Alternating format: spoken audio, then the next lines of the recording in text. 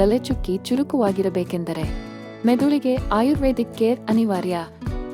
ಇವು ಸಣ್ಣತೆಗಳಾಗಿರಬಹುದು, ಆದರೆ ನಿರಂತರವಾಗಿ ಮಾಡಿದರೆ ನಿಮ್ಮ ಬುದ್ಧಿ, ಸ್ಮೃತಿ, ಫೋಕಸ್ ಎಲ್ಲವೂ ಸ್ಪಷ್ಟವಾಗಿ ಉತ್ತಮವಾಗುತ್ತವೆ. ಧ್ಯಾನ ಮೆಡಿಟೇಷನ್. ಪ್ರತಿದಿನವೂ 10 ನಿಮಿಷಗಳ ಕಾಲ ಮೌನವಾಗಿ ಕೂತು ಉಸಿರಾಟದ ಮೇಲೆ ಗಮನ ಕೇಂದ್ರೀಕರಿಸಿ. ಇದು ನಮ್ಮ ಮೆದುಳನ್ನು ಶಕ್ತಿವಂತವಾಗಿಸುತ್ತದೆ.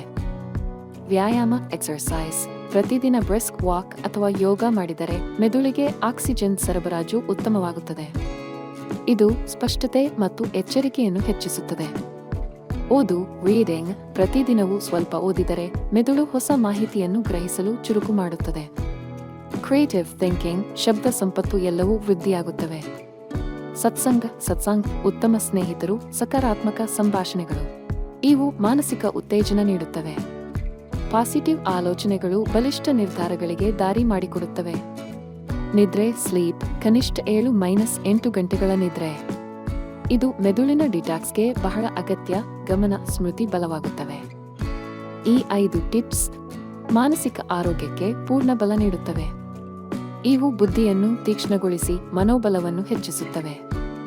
ಇಂದಿನಿಂದಲೇ ಮೆದುಳನ್ನು ಚುರುಕುಗೊಳಿಸಬೇಕೆಂದರೆ ಈ ಆಯುರ್ವೇದಿಕ್ ಲೈಫ್ ಸ್ಟೈಲ್ ಅನ್ನು ಅನುಸರಿಸಿ. ಇದಕ್ಕಿಂತಲೂ ಹೆಚ್ಚಿನ ನೈಸರ್ಗಿಕ ಮೆದುಳು ಆರೋಗ್ಯ ಸಲಹೆಗಾಗಿ ನಾಗೇಶ್ವರ ಆಯುರ್ವೇದ ಪೇಜ್ ಅನ್ನು ಫಾಲೋ ಮಾಡಿ.